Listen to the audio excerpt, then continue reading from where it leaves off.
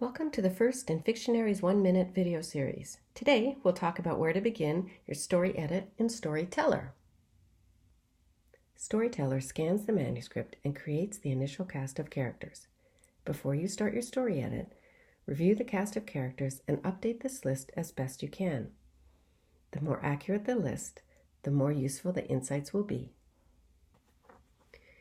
You can delete any names listed that aren't actually characters.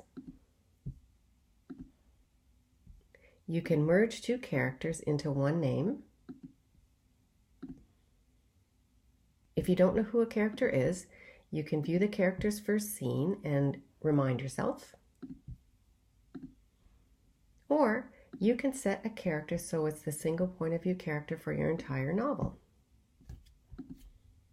Once your initial character review is complete, you'll be taken to the guide and you can start your story edit.